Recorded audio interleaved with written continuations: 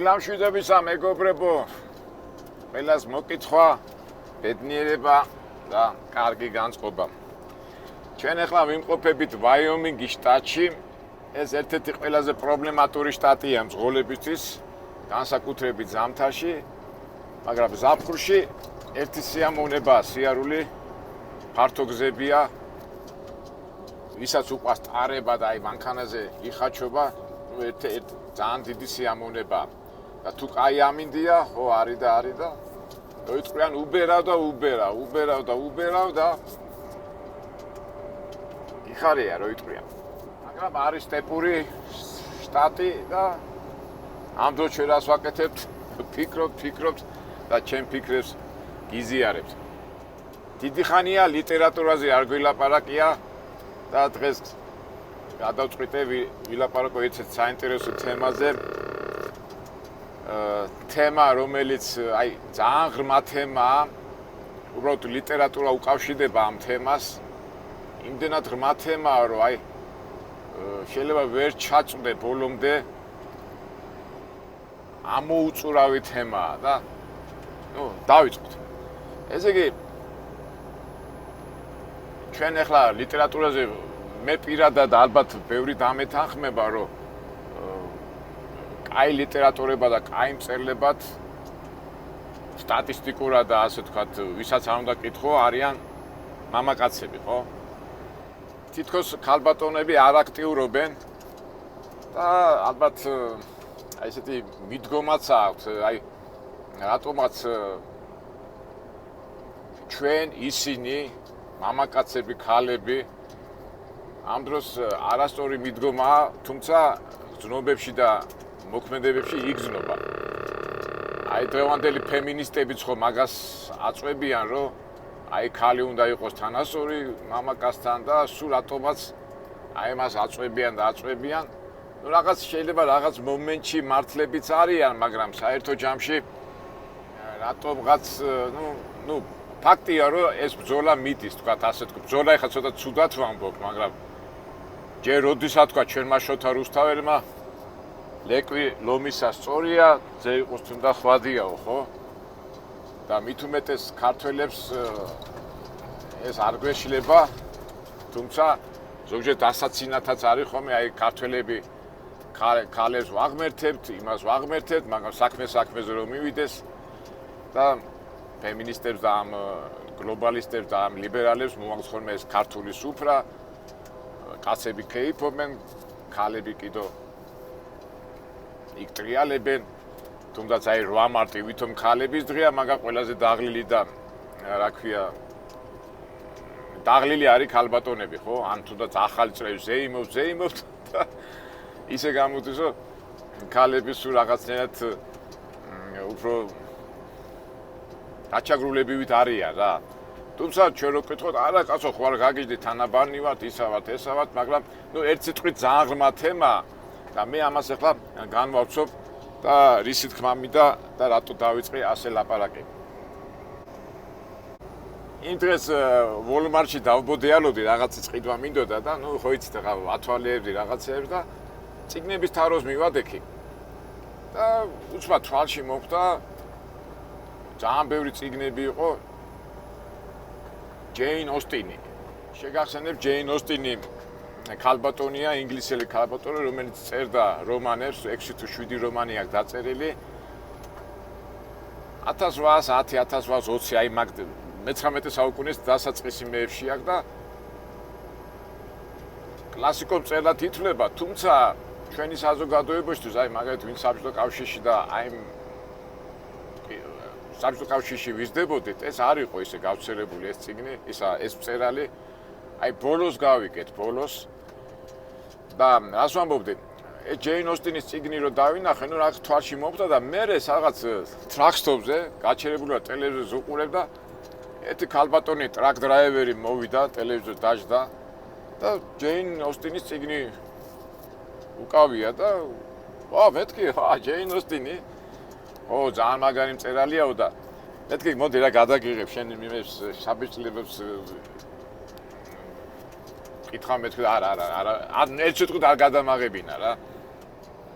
სამაგეროდ ვისაუბრეთ, საკმაოდ საინტერესო ქალბატონი იყო და ჯეინ ოსტინზე ჩამოვარდა საუბარი და ვილაპარაკეთ ამ მწერალზე და ხაზი გავუსვით, ამ ქალბატონმა თქვა, რომ ერთ-ერთი ყველაზე კითხვადი მწერალია და სტატისტიკურად განსაკუთრებით 2000-2010 აი ეს ბოლო 15 წელია, ბოლო 15-20 წელი ფაქტიურად ერთ-ერთი უპოპულარესი მწერალია მთელ მსოფლიოში და გაგიკვირდებათ ჰოლივუდის ტელესერიალები და ფილმები ამ ბოლო დროს ძირითადად ამ წელის ნაწარმოებებზე იღება.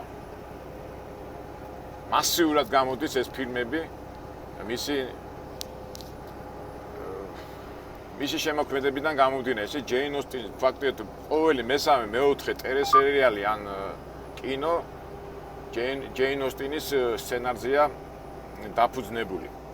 ამ ქალბატონთან ერთად ვილაპარაკეთ, ძალიან განათლებული ადამიანი იყო, ორი შვილის დედა იყო, ქმარი გარდაცვლილი ყავდა და ფინანსების გამო დაიწყო ტრაილერზე მუშაობა. მაგრამ ბევრი საერთო ისეთი საინტერესო რაღაცებზე ვილაპარაკეთ და მე უკვე დავიწყე ანალიზი ამ ჯეინ ოსტინის შესახებ. მე პირადად ჯეინ ოსტინს არ ვიცნობდი. პირველად მისი წიგნი წავიკრე სადაც 2000-იან წლებში, ისიც დამაინტერესა რატო, ვინ არის, რა არის და სხვათა შორის კაი შთაბეჭდილება დატოვა მაშინ, მაგრამ მე კიდევ გადავიკითხე რაღაც ახლა ერთი კვირის წინ და რო გავაანალიზე თუნმე რა მოხდა და რატო გახდა ასეთი პოპულარული, თუმცა პოპულარობა ისედაც ძლიერი მწერალი იყო, მაგრამ აი 2000-იან წლებში განსაკუთრებით თანამედროვე ენით რო ვთქვათ, გააპიარეს და ეს ყოფილა თუნმე ფემინისტების დამსახურება.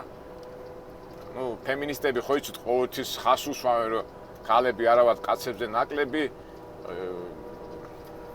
მეცნიერებაში, ლიტერატურაში, რა ვიცი, ჯარში, სამხედროში, ყველაფერში თითქოს აი რაღაც ენერგიულად სულ იცავენ თავიანთ თავს და სულ აი თითქოს ეჯიბრებიან მამაკაცებს. აი განსაკუთრებით ეს 2000-იან წლებში ფაქტობრივად აი რო წამოვიდა ეს თქვა ლიბერალურ თუ ეს ტალღა, აი მაშინ იყო ძალიან დიდი ტალღა და აი მაშინ ძალიან გააპიარეს ჯეინ ოსტინი. მოდი ასე გამოთქვა, სიმართლე გამხელული ჯობსო.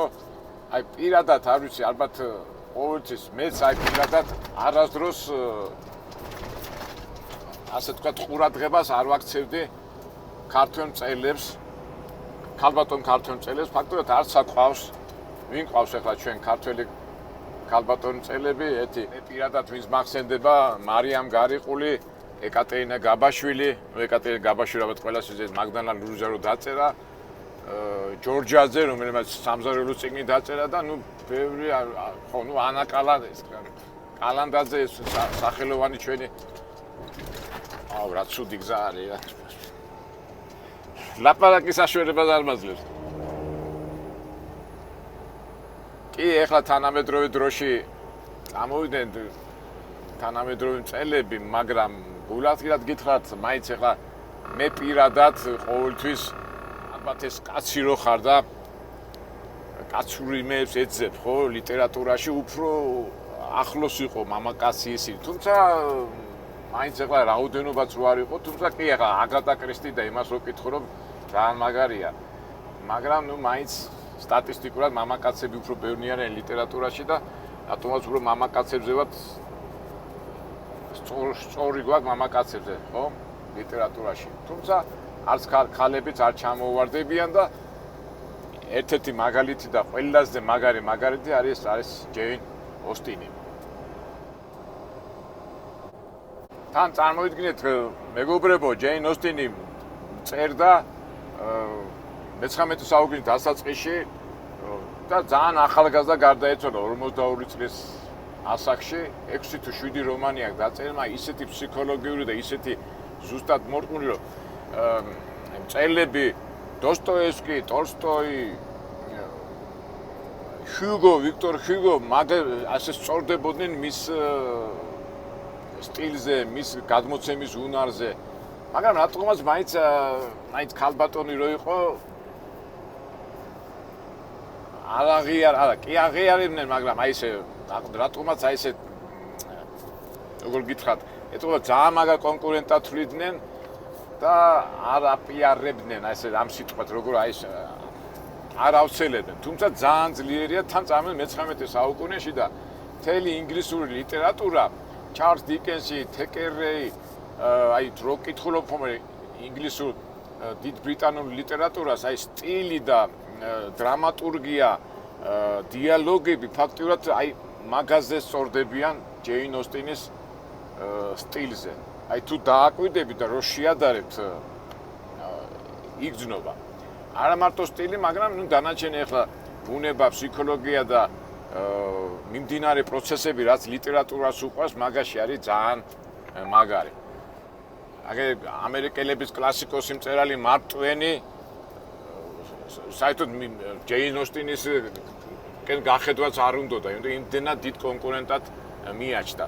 ეხლა ზოგჯერ ფიქრობთ ხოლმე, ხო ეხლა მწერლები როგორი ჰუმანისტები და როგორი კაცთმოყვარეები არიან, მაგრამ საქმეზე რომ მიდიან კონკურენციის პირობებში ეს ჰუმანისტობა და ეს კაცთმოყვარეობა ავიწყდება და აი მარკ ტვენიც ერთ-ერთი მაგალითია. თუმცა მარკ ტვენის როგორი ბავშვების და ასე თქმით მწერლად ითვლება და კლასიკოსია ბოლოს და ბოლოს, მაგრამ ნუ კონკურენცია და ეთყობა ადამიანის ეს თვისება, რომ ვიღაცა მაჯობოს და შური ახლა შეიძლება უხეშად ვამბობ, მაგრამ მოდი პირდაპირ თქვათ, შური თვალებს უხუჭავთ ხოლმე და არ უნდა დაინახონ ის რაც არის. და თუმცა ამას რო ებძვის, ეს იმას ნიშნავს, რომ იმ წერას აღიარებენ. და ჯეინ ოსტინი ნამდვილად ასაღიარებელი მწერალია და ამას მე ახლა ვიტყვი რატო და როგორ. მაგრამ სანამ ჯეინ ოსტინზე გადავიდოდი, მოდი მე შევეხები თვითონ თემა ქალს. აი რამხელა თემაა, ხო? ესეც ამოუწურავი თემაა, ხო? ქალი, ქალბატონი. ყველა ერს, ყველა ადამიანს, ნუ საერთოდ როგორ არის, რომ აი მაგათად ებრაელები, აი თვითონ ილია ჭავჭავაძეც ხო გახსოვს, აი არა, აი ყურე, ქალზე რომ მიდის საუბარი, პირველ რიგში ნებისმიერ ადამიანს და განსაკუთრებით მამაკაცებს ეს თვალწინ უდგებათ დედა. ეს წყალი არ გაუვა, ხო? ქალი პირველ რიგში არის დედა. მაგრამ ამ სიტყვა ქალს რო ვამბობთ, თითქოს რაღაც ის არის, იჯობია უნდა თქვა მანდილოსანი, საყვარელი, მაგრამ აი ყველაფერს ფარავს დედა. ქალი, ესე იგი დედა და უკვე ჩვენში ეს მიდის ეს რაღაცა ქიმია და უკვე შინაგანი პროცესები მიდის. ხო დამეთანხმებით მასია, იმიტომ რომ ქალი არის პირველ რიგში დედა. და ილია ჭავჭავაძესაც რო ვიხსენეთ, რო ხსნის დედადან მოდის სიტყვები, დედა მიწა, დედა კაცი, დედოფალი, დედა სამშობლო. არავინ არ ამბობს მამა მიწა, მამა სამშობლო. აი დედა, იმიტომ რომ ეს იმხელა ამოუცნობი და როგორ გითხრათ, ამოუწურავი თემა, ნუ აი რაღაც ვერ შეეხები, თითქოს აი შორს არის, ახლოსაც არის, მაგრამ იმდენად ფაქიზი და იმდენად საყვარელი, აი სულ გაჟოლებს, ხო? და ეს არის ქალი, ანუ დედა, ქალი დედასთან სინონიმებია ფაქტიურად, ერთი და იგივეა. თუმცა ზოგჯერ რომ უნდათ ხოლმე ვიღაცას აწყენინონ ან გამოიყვანონ წყობიდან, ნუ ჩვენ ახლა ქართველებს რო დედა შეაგინებ, დამთავრდა იქაური უკვე სიტუაცია ირევა და რაც მოყვება ამას უკვე ჩვენ კარგად ვიცით. და მით უმეტეს ჩვენი ეს სიტყვა დედა გაღმერთებული გვაქვს და მე ამ ზოგჯერ გული მწყდება, რატო ხდება, ნუ აი მაგას სხვადასხვანაირად ვიტყვი. მაგრამ თვითონ ნაციებსაც და ეროვნებებსაც როგორი მიდგომა აქვს დედის მიმართ და ყველაზე ეს ჩვენი მეზობელი, ჩვენი ცნობილი მეზობელი ეს რუსეთი, ეხლა დამეწმუნებით ისა, დამეთანხმებით ეს მამაკაცები, ვინც რუსეთის ჯარში არიან ნამყოფი და ან უბრალოდ რუსეთში ნებისმიერ, ეხლა მე ტურისტული კომპანია მაქვს და სხვადასხვა ფენის ადამიანებთან შეხვედრივა, თქვათ, მაგრამ აი ეს რო არის ხომ დედის გინება როგორი მიღებულია, ხო, რუსებში. ყოველ სიტყვაში გაურევენ ხოლმე, ხო? იოპ. და აი ჯარში ვინც არიან ამყოფები ყოველ სიტყვაზე და სუჩხუბები იყო ხოლმე კავკასიელები და ეს სიტყვაზე ეს ქართველები სულ მაგ სიტყვაზე იყო დაგნარი და ეს ოფიცრები მაინც არ ჩერდებოდნენ. მაინც და მაგრამ ოფიცრები კი არა, აი მეც ახლა წეღანაც რო ვთქვი, ზოგჯერ მაღალი დონის ტურისტები რომ ყავს ხოლმე რუსები, თქვა პოლიტიკოსები ან ვიღაცა მწერალი, ამ სიტყვას ისე გაურევენ ხოლმე, ვითომც არაფერი. და როგორც საყურპურო სიტყვას იყენებენ, ხო? იოპ მას და ნუ ახლა არ მინდა ახლა გავაბიცო ჩვენი საუბარი. და მთელი უბედურება ის არის, რომ თქვა რუსთან თუ მოგივიდა რაღაცა კონფლიქტი, ეტყვი შეაგინებ დედას ხმას არიღებს და ეტყვი კაზიოლი ხარო, თხახარო და ამაზე გიждდება, ხო? აი რამხელა ის არის და ნუ როგორი მიდგომა აქვს დედის მიმართ. თუმცა მაგათაც აქვს მატუშკა ზიმლია, მაგრამ მე იმასაც დავამატებ, როდესაც თქვა რუსთან რაღაცა კონფლიქტი მოგივიდა, აუცილებლად მაგ თემას უნდა შეეხო. უჭის, მაგრამ ნუ მაინც ის არის, მაგრამ მაინც მიდგომა აქვს ცუდი, აი საერთო ჯამში და რამდენი ასეთი ერებია, აი რო იგინებია. დედას კი არა, სხვა რაღაცა რო შეაგინო, აი მაგათ ინგლისელებში დედა რო შეაგინო, კი არ გაბრაზდება, მაგრამ რო უთხრა შენ შითი ხარო და ის არის, ამაზე უფრო გიждდება. და ჩვენ ქართველები, რომლებიც ასე ვაღმერთებ დედას ხარს და საქმეზე რომ მიდის, ზოგჯერ გიჟი ფემინისტები დასაცინად გვიხდიან ჩვენს აქციას. თუმცა ბევრი რაღაცა მართალია, ბევრი არ არის, მაგრამ ნუ ფაქტო საერთო ჯამში დედა ხალი ეს რამხელა აზრია ჩვენ სამყაროში, ჩვენ ქართულ ცნობიერებაში. მაგრამ მე რატო ვიწყებ ასეთ საუბრას, საიდან ცოტა წეს ვარტყავ, მაგრამ აი დააკვირდით მეგობრებო, ჩვენ ქართველები, არა მარტო ქართველები, ჩვენ უბრალოდ ხალხზე რო ჩამოვარდება საუბარი, ხო ეს დედა გვახსენდება ჩვენი და ქალი მეუღლე, ქალი საყვარელი, ქალი და, ქალი მეგობარი, ქალი და რამდენად ვიცნობთ ჩვენ ქალებს. აი ამისკენ მიმყავს საუბარი. ქალის ბუნებას, რა უნდა ქალს, როგორ უნდა. ნუ ყველა მეტყვის, რომ ქალი არის ემოცია. ნუ ალბათ დამეთანხმება, უფრო ემოციურები არიან ვიდრე კაცები, მაგრამ ვიცნობთ ჩვენ ქალებს, ვიცნობთ ჩვენ მეუღლეებს, იმიტომ რომ წეღანას რომ აი დედა როგორც კი სიტყვა დედა წამოწდება, რაღაც თითქოს იკეტება ყველაფერი და უკვე იქით არ გადადიხარ, მაგრამ გულახდიათ რო ვთქვათ ჩვენ ვიცნობთ ჩვენ დედებს, ისე უბრუნდეთ ჩვენ დებს, ჩვენ მეგობარ ქალბატონებს, კლასელებს, ქალებს ვიცნობთ. აი დამერწმუნეთ, არის შეიძლება მე რადიკალური ვარ, შეიძლება მაგრამ მე ჩემი პირადი აზრია, ჩვენ ქალებს არ ვიცნობთ კარგად. ისე უყურებთ ზერელეთ, ლაითად და არა სიღრმისეულად. არ ვიცი მეგობრებო, შეიძლება ეს ძალიან ისე ლაპარაკობ, მაგრამ ეს ჩემი პირადი აზრია. აი ვინ ჩვენ, მამაკაცები, აი ეხლა გამოვყავი, ხო ჩვენ. და მამაკაცი ქალი გაყოფილი არა, ადამიანები ვართ, ეკლესიაც მაგას გვეუბნება, მაგრამ მაინც ყოფი ცხოვრებაში და სამყაროში მაინც განვასხვავებთ ხოლმე, ხო, მამაკაცთა ქალ შორის. გინდა ასე თქვი, გინდა ისე თქვი, კი, მამაკაცი ღონიერია, ქალბატონი ისეთი ღონიერი არ არის, ისე და ნუ თავისებურად განვასხვავებთ. მაგრამ მე ისე ვუბრუნდები ამ ჩემ კითხვას და რატო დავიწყე ამდენი საუბარი? ვიცნობთ კი ჩვენ ქალბატონებს, ჩვენ მანდილოსნებს, ჩვენ საყვარელ ადამიანებს. ეს კითხვა უკვე კომენტარებში მიპასუხეთ, თქვენ რა აზრის ახართ ამის შესახებ, ვიცნობთ ქალბატონებს თუ არა. ჩვენსაც და სხვისას და საერთოდ ვიცნობთ თუ არა ჩვენ ქალბატონებს. აი რატო წამოვიწყე ეს შესავალი? იმიტომ ქალებზე ჩვენ ალბათ ქალბატონებზე და მანდილოსებზე ჩვენ ალბათ მერე ვილაპარაკეთ, როცა უფრო კარგად მოვემზადები და უბრუნდები ჯეინ ოსტინს. არის ქალბატონი 6 რომანი აქვს დაწერილი, ერთ-ერთი ყველაზე ცნობილი რომანი აქვს მას დაწერილი სიამაყე და გაფრთხილება.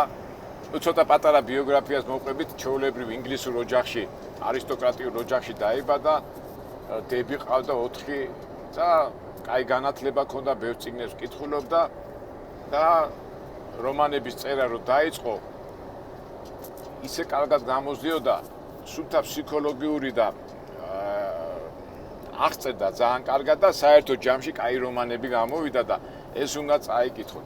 ეხლა რაში გამოიხატება მაგის კაი რომანები? ძალიან ესე იგი ქალის თვალით დანახული მიმდინარე პროცესები. ეხლა რამოდია ხო, ინგლისი ხო ყოველთვის ძლიერი ქვეყანა იყო, კოლონიური, ეს მატერიალური, რაციონალური, ეკონომიური პროცესებით გაჯერებული და ის წერალია და ის ლიტერატურია მაგარი, ვინც ამას კარგად აღწეს. თავისებურად, მაგრამ ჯეინ ოსტინი აღწეს ისეთი წვირმანი ადამიანის ბუნებიდან, კი, ქალით დანახული სამყარო, მაგრამ ისეთი მცოდნე, კიდე ეკონომიკა, კიდე პოლიტიკა და განსაკუთრებით აი ოჯახში რომ მიდის ხოლმე ქონებაზე ბრძოლა, დებს შორის, ძმებს შორის, ადამიანებს შორის და საერთოდ ჩვენი ცხოვრებაც ხო ფაქტობრივად უმეტესი 80-90% მოდი სიმართლე ვთქვა, ხო ძირითადად ქონებაზე, წინსვლა-სვალზე, ფულზე და კაი ცხოვრებაზე მიდის, ხო? და აი ეს პროცესები ისე მაგრა აქვს აღწერილი, რაში გამოიხატება ახლა მისი აღწერები, რომ დაიწყება რომანი საფეხურ მიყვება და ფაქტობრივად ინგლისელი მთელი ეს ჯარდიკესი წეღანაც კი თეკერები ფაქტობრივად ამ ჯეინ ოსტინის მეთოდს ხმარობენ იმ სიტუაციას და იმ გარემოს, ერთ სიტყვის ამბის აღწერაში. განსაკუთრებით აი გულის ამბავში აი ხო არის მაგალითად ქალბატონს უნდა მანდილოსანს უნდა გათხოვდეს ვიღაცა დიდარი კაცი მოსწონს, არ გამოსდის და როგორ უდგება იმ გულის ფიქრები, გონების ფიქრები, გულის შეგრძნებები, აი ძალიან მაგრა აქვს აღწერილი. მე ეხლა რაც არ უნდა ვილაპარაკო, აი ისე ვერ ვიტყვი და აი უხეშად ვიტყვი რა. აი შენი ფიქრები, აი მაგალითად მიდის საუბარი და ხო დიალოგების მაგარი ოსტატია და დიალოგებში აი როგორც კიბეზე აწყობს, აი თაროს, აი ერთი აზრი, მეორე აზრი, მესამე აზრი, მე იქინა ჩადის, აქედან გამოდის და ერთი დიდი სიამოვნებაა და თან ამას რო კითხულობ, ჩაფლური ხარ ამ თელ პროცესში. და მე ვფიქრობ, ეს მეც ხო მომდის, მაგრამ მე რატო ვერ ვამბობ ამას, რასაც ეს მწერალი გადმოსცემს. და ჯეინს კიდო რა, იცი, აი სასწაული ეხლა ხო არის ხოლმე ხა მწერლები, თქვა დოსტოევსკი, ჰუგო, ეს თეკერე წერენ ხოლმე ამბებს, მიმდინარე პროცესებს, ზოგი კვდება, ზოგი ავათხდება, ზოგი იღუპება, ეს ლიტერატურის ერთ-ერთი მეთოდია, სადაც უნდა რომ შენი სიმძაფრე და ცვალებადობა გამოსახო, რომ უფრო კითხვადი იყოს, მაგრამ ჯეინ ოსტინის რომანებში 6 რომანი აქვს დაწერილი, ადამიანი არ კვდება, ადამიანი არ იღუპება. აი იმდენად აი აქ ჩანს უკვე ქალის აი ეს ჰუმანური სიყვარული, ხო? არ ანადგურებს ადამიანს, უბრალოდ ის ფიქრობს, მაგრამ განადგურებაზე არ არის. ეხლა ნებისმიერი კლასიკური მწერალი ან გმირს კლავს, ან კვდება, ან იტანჯება, ან ეხლა დოსტოევსკი როკერა, აი ამის ცუდად გახდა, აი იმდენად კარგად ეხლა ჩვენ კი მოგწონს ეს კარგად აღწევს, მაგრამ ხო კლავს და ხო ღუპავს ადამიანს, მაგრამ ჯეინ ოსტინის რომანებში ასეთი ადამიანი ასეთ ტრაგიკულ, ასე თქვა, შედეგზე არ მიდის. და აი აქ ჩანს უკვე ქალის სასიყვარულო და ჰუმანური ბუნება და მაგაში არის ძალიან მაგარი. ეხლა რა ქვია, ფემინისტებმა კი გააპიარეს, ამით უნდა დაესახოს ჩვენ არავიზე ნაკლები არა ვართ, მაგრამ მან ცოტა რაღაცნაირად გამოეპარასავით არიან, აი ფაქტობრივად ფემინისტები და ლიბერალები მაგათი მთავარი მიმართულება რა არის, რომ უნდა დაიცვან ყველა დაჩაგრული, ხო? ეს მთავარი თეზისია, ხო? ის კაცი თუ ავანტყოფია, ის დაჩაგრულია, კაცი თუ ცისფერია, ის დაჩაგრულია, კაცი თუ რაღაცა ის დაჩაგრულია, ყველა ამ იმით უდგებიან, მაგრამ ჯეინ ოსტინს ესეთ რაღაც არ არის, დაჩაგრული არ არის, შენი დაჩაგრულობა, შენ გონება და ლოგიკურ მსჯელობას მისდევს. და აი მან ცოტა ფემინისტებმა ცოტა მოიკოჭეს. თუმცა ნუ მაინც ერთი ყრი კაი საქმე გააკეთეს, ყოველ შემთხვევაში ასეთი პიარი რო არ ყოფილიყო, ალბათ მეც არ წავიკითხავ. თუმცა ჩემი ბრალიც არა, იმიტომ საბჭოთა პერიოდში არ იბეჭდებოდა მისი წიგნები, ეს ახლა ბოლო ახლა დაიწყეს, ახლა 90-იან 2000-იან წლებში დაბეჭდა.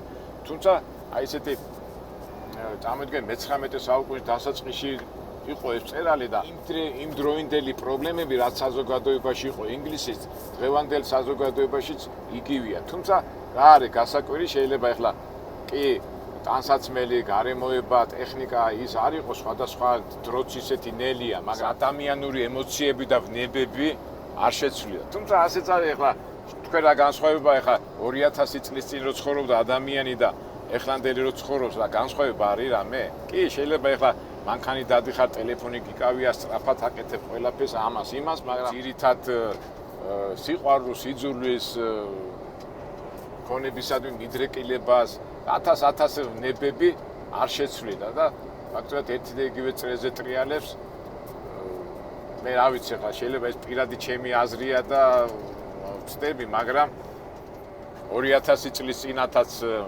ახალგაზრდობა ეწინააღმდეგებდა უფროს თაობას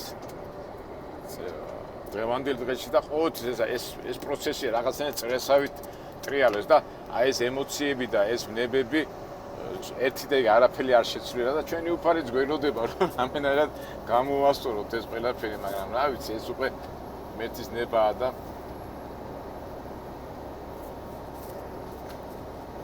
იმან იცის როგორ იქნება, მაგრამ ჩვენ როგორც ადამიანები, როგორც მოაზროვნე ხალხი ვფიქრობთ ამ პროცესებზე და აი ფილმებშიც არის ხომ რომ არჩევენ ხოლმე ზოგჯერ უჭით ხოლმე ძველი თქვა ტანსაცმელები და იქაური ყოფა აღწერონ, მაგრამ ის ძირითადი არსი, რასაც რეჟისორს და მწერალს უნდა თანამედროვე დროშიც არ შეცვლილა. ფაქტობრივად ნებები და ემოციების მიმდინარეობაა, ხო? ფაქტობრივად ნებისმიერი ლიტერატურა ნაწარმოები ამბავს გიყვება და იმ ამბავში ამ ადამიანების ემოციების გამოხატვის სხვადასხვა ფორმებია და იმ ფორმებიდან უნდა გამოიტანო დასკვნა, რომ არ დაზიანდე და ყოველ შემთხვევაში მომზადებული უნდა იყო. ეხლა შენ რო წიგნს კითხულობ და იქ რაღაც ამბავს აკვირდები, ხო? მე შენ პირად ცხოვრებაშიც რო შეგემთხვევა ასეთი შემთხვევა გაგახსენდება, ხო, ისა? იქ რომანში აღწერილი ამბავი და რაღაცნაირად შეცდომას არ დაუშვე. და მით უმეტეს ქალთან ურთიერთობაში და ქალთან მიმართებაში და მე უბრუნდები ისე და ისე ამ ჩვენ კითხვას, ჩვენ ვიცნო, ჩვენ ქალბატონე, ჩვენ მანდილოსნებს და აი ჯეინ ოსტინი აი მაშინ მაგრად აგვეხმარა. მე პირადად მაგრად ამეხმარა და აი ახლა ერთი კვირის წინ გადავიკითხე მისი წიგნი, რა ქვია, სიამაყე და გაფრთხილება და აი რაღაცნაირად ძალიან მომეცა და ფიქრობ რომ მეც უკვე მესმის ჩვენი ქალბატონების და მანდილოსნების და ყოველ შემთხვევაში დისკომფორტი არ ექნება ჩემთან, იმიტომ რომ როცა ადვილია, როცა იცი ადამიანს რა უნდა, რას ფიქრობს, როგორი ემოციებით მოქმედებს, რისკენ მიყავს ამ გზნობებს და რითი დამთავრდება, რა ვიცი, ძალიან კარგია რა.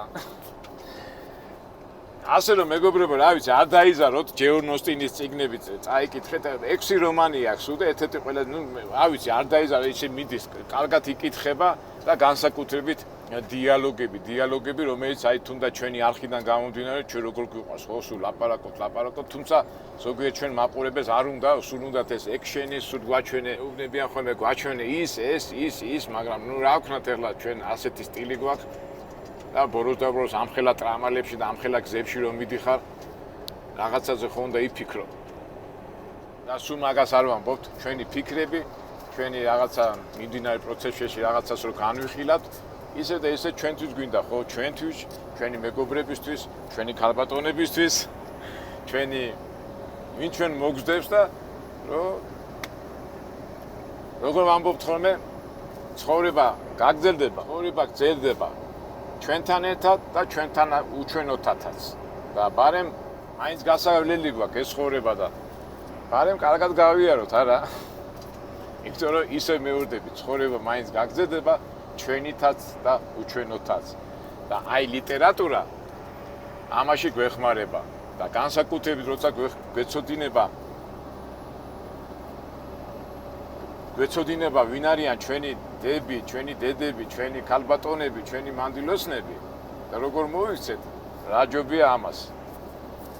უფრო კომფორტში და ბედნიერად ვიქნებით და დავამატეთ. წაიკითხეთ ჯეინ ოსტინი, დამიჯერეთ, ძალიან მაგარია და ქალბატონებში იქნებით როგორც თევზი, როგორ ამბობენ ხოლმე, როგორც თევზი წყალშიო, ხო?